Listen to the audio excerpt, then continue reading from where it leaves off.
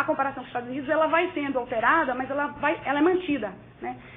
Então, essa comparação deixa ver que o Brasil há preconceito de classe, portanto, as relações são mais amenas, há ambiguidade na classificação da cor, em oposição à explicitação e à clareza da definição norte-americana, mas há crenças diferentes. Então, para alguns, o Brasil é melhor, há sempre uma interpretação valorativa. Para alguns autores, o Brasil é melhor, para outros, o Brasil é pior. Sobretudo na última demanda, que vai ser composta, então, por afro-americanos pensando no Brasil. Então, nesse caso, a mestiçagem no Brasil é denunciada, porque a mestiçagem caminha lado a lado com o discurso da democracia racial, o que dificulta sobremaneira uma existência de uma consciência negra. Tá? Então, as interpretações, a comparação permanece, mas as interpretações, dependendo do sujeito da pesquisa, ela vai sendo alterada. Em ambas, no primeiro momento, uma importância sempre foi atribuída à mobilidade social. A mobilidade social sempre foi vista no Brasil, a mobilidade social dos não brancos, negros e mulatos, negros não, mulatos, era a classificação da época, era vista como exemplo contundente da ausência de preconceito racial. E se você compara os dois países, por exemplo, houve muito mais mobilidade nos Estados Unidos, e a mobilidade nunca foi interpretada como ausência de preconceito, muito pelo contrário, como lembrou Liz, a mobilidade, ela era fomentada, a mobilidade social dos negros, ela começava a partir exatamente do fato de negros oferecerem serviço para a própria população negra, né? Então, é uma mobilidade que começa dentro da comunidade negra e diferente do Brasil, que a mobilidade é sempre associada aos brancos, né?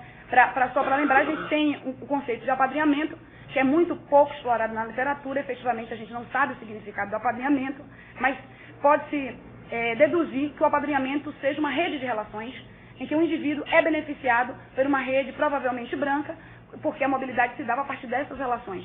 O campo, por exemplo, é completamente alterado com a existência de concursos públicos.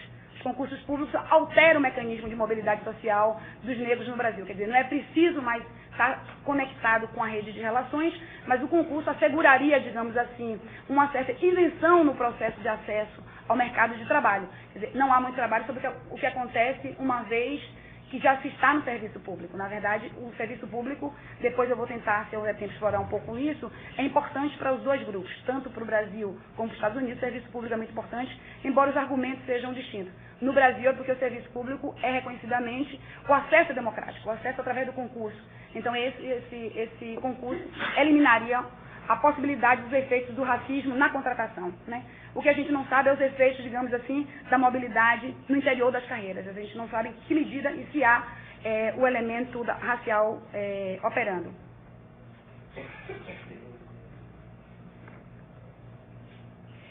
Deixa eu ver se eu termino aqui de falar do Brasil.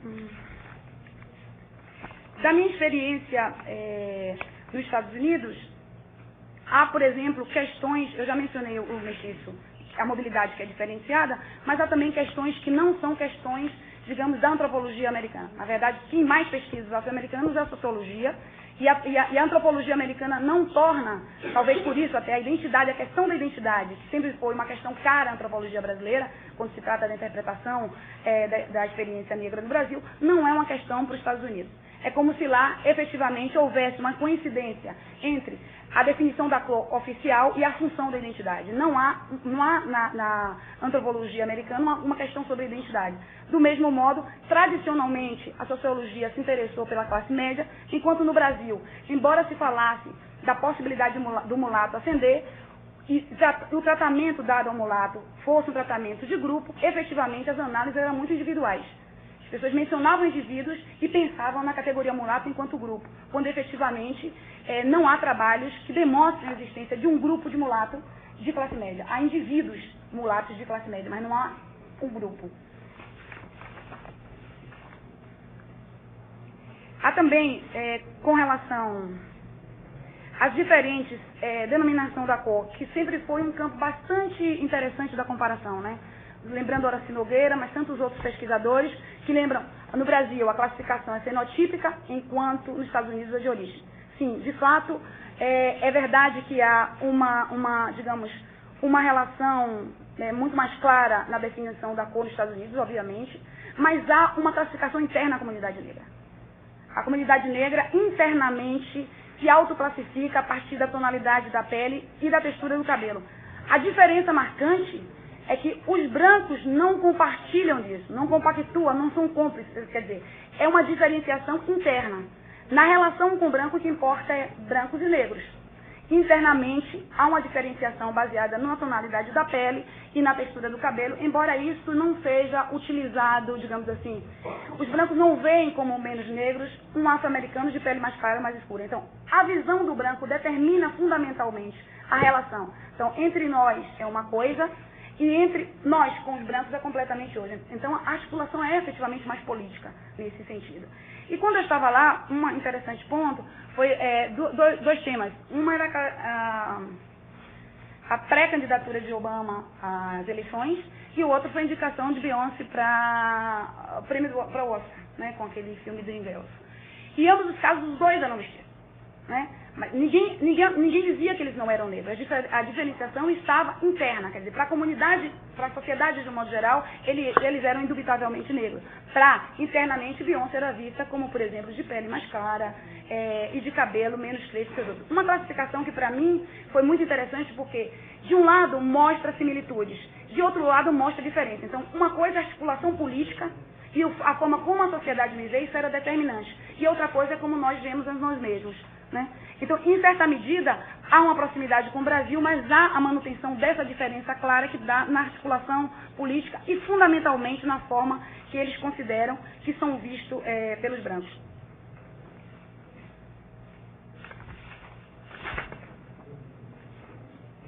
Um outro ponto importante...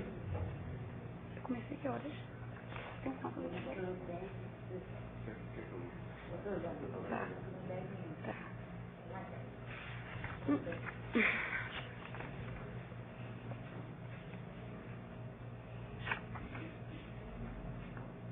Um outro ponto importante diz respeito, nessa perspectiva comparativa, às próprias questões formuladas no contexto. Eu já mencionei que a ausência da preocupação com a questão com a identidade e sinalizei para a importância do estudo da classe média negra nos Estados Unidos. Então, como essa preocupação com a classe média negra nasce nos Estados Unidos, ela de alguma forma corresponde às demandas da sociedade americana. Então, as perguntas feitas diz respeito muito à solidariedade étnico-racial e à mobilidade como uma quebra, uma ruptura dessa solidariedade anterior à existência da classe média, à fragmentação, à migração, à ida da classe média para os subúrbios. E essa questão chega ao Brasil. E ela chega ao Brasil desvinculada, de algum modo, do contexto brasileiro, onde a ideia de comunidade negra sempre foi relativamente fragmentada, até por conta do discurso da democracia racial, da mestiçagem e da vivência da mistura, o que fez, por exemplo, que nas duas pesquisas, no Brasil, eu não pude fazer uma pesquisa etnográfica num bairro de classe média negra, porque não existe. Né? Você tem negros morando num bairro de classe média, mas não há um bairro de classe média negra que me permitisse fazer uma etnografia, ao ponto dos Estados Unidos há bairros de classe média negra que facilita, digamos assim, uma percepção. Então, essa ideia e a compreensão sobre solidariedade reflete uma preocupação americana, mas que ela chega aqui e a resposta imediata é que, uma vez que ascende, os negros são absorvidos no grupo branco, porque quem mais ascende são os mestiços, mais próximos dos mestiços, claro, são absorvidos ao grupo branco, ou casam com o branco, enfim, subsume a questão da cor para as próximas gerações. Tá? Então, a solidariedade ela é rompida não só na falta de elo, como também na diluição da linha de cor. Já demonstrei, na minha pesquisa anterior, demonstrei que a solidariedade, ela diminui, ela não há no sentido de uma relação com a coletividade, com a comunidade negra no coletivo, mas ela existe diretamente na relação com a família. E a família é pensada não como uma família nuclear, mas a família como um grupo extenso. Então a classe média negra converte seus salários, de algum modo, para os filhos, para os irmãos, para os sobrinhos. Há uma solidariedade que está fundamental na família. Na família no sentido extenso, então os agregados, e não, digamos assim, no investimento de uma comunidade de origem. Nos Estados Unidos, há uma diferença significativa. Se no Brasil a classe média negra é majoritariamente membro de primeira geração, o que quer dizer, são filhos de trabalhadores manuais que ascenderam na primeira geração. Então, não herdam capital social, não tem, digamos, o que Bourdieu chamaria do hábito de classe média, não herdam bens, e tem, quer dizer, sobrevive fundamentalmente do salário. Então, a qualquer momento, essa classe média pode sofrer uma demoção de classe. Tá? Nos Estados Unidos, ao contrário, é claro que há classe média negra de primeira geração, mas eu encontrei classe média de terceira ou quarta geração. Isso significa que são pessoas que nasceram, que os avós são de classe média. Então, essa implicação de gerações de classe média se reflete, obviamente, na relação com o grupo negro de um modo geral, né? A socialização de classe média implica num afastamento de gerações sucessivas com os negros pobres. Tá? Então, de algum modo, no Brasil haveria maior probabilidade desse elo, porque é a primeira geração. Então, por mais que ele seja classe média alta, ele vem de baixo, ele é a primeira geração. Então, a família provavelmente está toda na camada baixa, enquanto nas pessoas de primeira, segunda ou terceira geração, há, digamos, uma socialização de classe que implica no distanciamento maior. Né? A gente tem que pensar na relação raça e classe, mas muitas vezes a identidade de classe, o hábito de classe, uma percepção de mundo, a sociabilidade influencia também na concepção dos afro-americanos. Tem uma parte ampla teórica no texto aqui que não vai dar tempo de explorar. Eu estou explorando mais o campo, que eu acho que é uma coisa mais interessante compartilhar disso, mas no texto tem uma parte teórica bastante ampla, por isso eu estou pulando.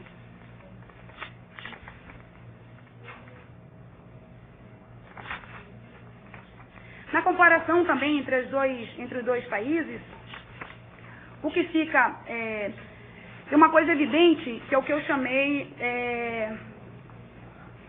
ainda com relação à mestiçagem, é uma questão que, embora haja, o mestiço sempre foi tratado nos Estados Unidos como agregado ao grupo branco, né? Então, a mestiçagem não é reconhecida como tal, efetivamente, é um fato, mas ela se revela de uma forma muito mais dura, por exemplo, enquanto no Brasil há um orgulho de falar e mostrar o ancestral branco, nos Estados Unidos há uma negação a isso. Embora se reconheça pela cor da pele que houve um ancestral mestiço, não há um investimento em resgatar a memória ou a contribuição desse ancestral branco. Há efetivamente um esforço no apagamento disso. Uma outra coisa, quer dizer, quase todas as casas dos entrevistados tinham fotos, painéis de fotos nas paredes, e você não via qual foi o ancestral branco que deu a eles, digamos, aquela cor clara. Há um tabu efetivo em falar da mestiçagem, assim como, uma vez citada a mestiçagem, do ponto de vista dos afro-americanos, eles situam a mestiçagem na origem da mestiçagem. Eles falam da dor da mestiçagem, eles falam da violência, do estupro.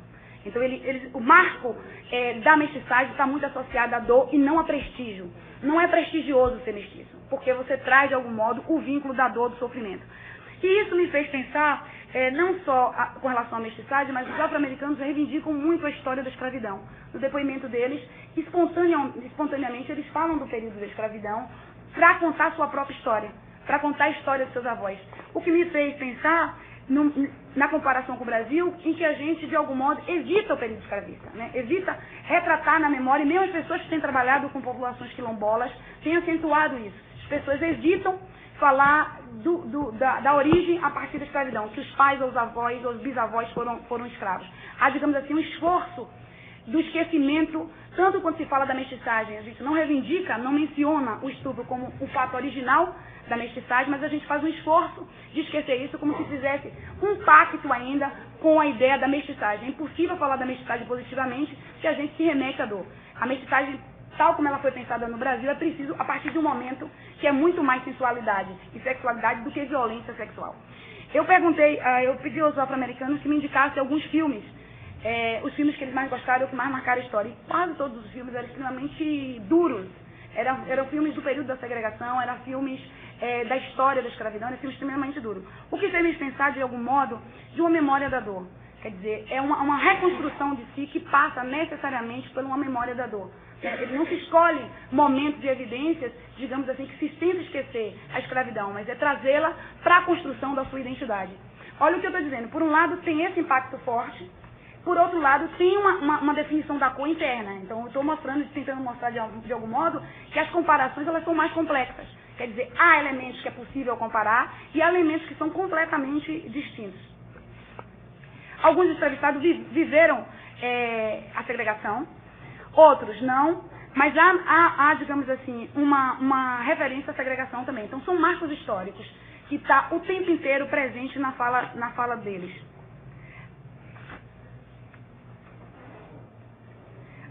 Qual era a minha questão? Pensar, na verdade, como, no período pós-segregação, os grupos de cor continuam segregados. Né? A convivência cotidiana é distinta entre negros e brancos. Então, quais são as práticas cotidianas que permitem a manutenção da distância e da diferença? Qual o discurso adotado que vai permitir que esses grupos se constituam como opostos, mesmo pós a segregação racial? Então, isso é muito interessante, mostra, digamos assim, práticas cotidianas de manutenção da diferença. Vou usar só 2 exemplos. Um entrevistado jovem disse que ele não ia aos bairros de branco porque ele tinha medo da violência. Tinha medo da violência, se um branco o visse nas ruas, ia chamar a polícia e a polícia ia prender ele. Os brancos diziam, não vou ao bairro de negro porque eu tenho medo da violência. A violência das drogas, a violência da rua. Então, discursos que permanecem e contribuem para a manutenção da fronteira, independente da segregação. As igrejas são também um outro ponto. As igrejas, embora pós-segregação, há igrejas negras e brancas. Já vou. A igreja brancas e negras. Também com base em construção de estereótipos. Os brancos dizem que a igreja negra é muito festiva, que só fazem dançar e cantar e não reza. Os negros dizem que as igrejas brancas são chatíssimas. Né? Então, há vários elementos, há vários elementos dessa construção dessa diferença. Né? Agora só vou terminar retomando um pouco da mensagem, que diz respeito aos casamentos interraciais. Os casamentos interraciais têm aumentado, embora seja um percentual bastante baixo, mas ele tem aumentado em função do que o jornal Washington Post chamou da crise do homem negro, que está relacionado ao grande número de homens negros na cadeia, ao grande número de homens negros desempregados, ao grande número de homens negros com HIV/AIDS e ao grande número de homens negros, eu falei desempregado, HIV a relativa queda do número de homens negros nas universidades. Tá? Esse quadro mostra pela primeira vez uma possibilidade de fragmentação na homogamia da cor nos relacionamentos afetivos sexuais. Quer dizer, o grupo negro sempre foi um grupo homogâmico e agora há uma redução do número de parceiros possíveis. Eu estou falando do ponto de vista da classe média. Tá? Então, há uma redução de parceiro, o que já se vislumbra como uma possibilidade ou um indicativo de que vai aumentar o número de relacionamentos interraciais, exatamente pela ausência do número de homens negros. E isso se explica, de certa forma, retomando um pouco a ideia da importância da classe. Quer dizer, na condição de escolher entre um homem negro pobre e um outro membro da mesma classe social, há uma probabilidade que se escolha muito mais pela identidade de classe do que pela identidade racial, porque essas duas formas de relação são concorrentes, né? A solidariedade vai ser racial e você vai casar com uma pessoa de classe inferior, ou você vai manter vai sustentar a posição de classe. Mas também, obviamente, esse quadro que se desenha não vem sem as tensões. A pessoa que eu fiquei na casa é uma afro-americana católica, e ela escreveu a filha numa escola católica, porque a gente considerava, inclusive, a escola católica mais aberta, mais diversa. E ela disse, por exemplo, que a menina era convidada para festas, para participar de eventos, até que entrou na fase da adolescência. Quer dizer, como uma espécie de precaução, a possibilidade do despertar o interesse do casamento e da relação interracial, ela deixou de ser convidada. Ela foi deixando de ser convidada à medida que ela foi entrando numa fase mais sexual, numa fase de despertar interesse. Então, por um lado, esse quadro que se mostra a possibilidade de que venha aumentar o número de relacionamentos interraciais, mas há, por outro lado, práticas cotidianas que coíbem a possibilidade do desejo. Então, era convidada até um determinado momento, mas a partir de agora ela já não é mais. Enfim, tem várias outras questões que eu queria dizer, sobretudo, talvez, citando os brasileiros, mas Nília já mostrou que meu tempo acabou, a gente fica aberto para o debate. Obrigada.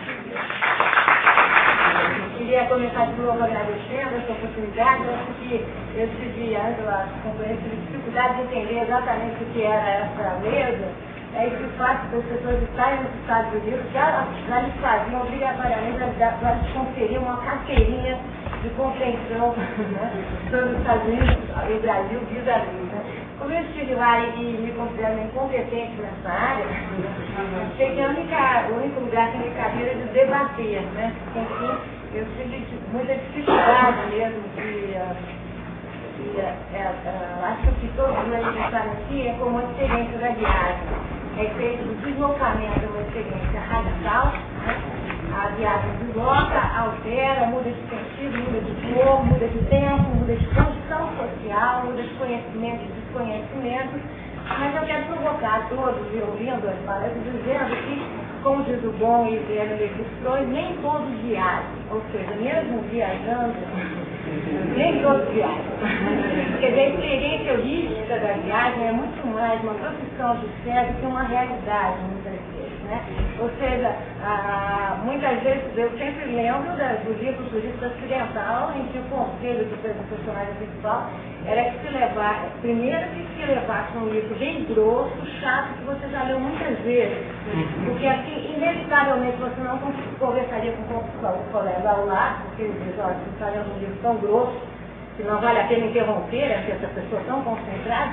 Como o livro é chato, você já leu muitas vezes, você dominará rapidamente, e assim se passará a viagem. Era um pouco a metáfora do turista ocidental, que procurava exatamente os hotéis que já conhecia, o travesseiro que reconhecia, a paisagem que conhecia e reagia também a algo que previamente conhecia.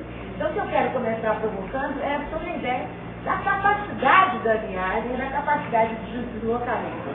É claro que na questão comum também à mesa, que é a questão da alteridade, é a questão que sempre incomodou os nossos viajantes, né? Desde os 16, o Brasil era um local privilegiado para o olhar viajante, que entre maravilhado e desencantado, né?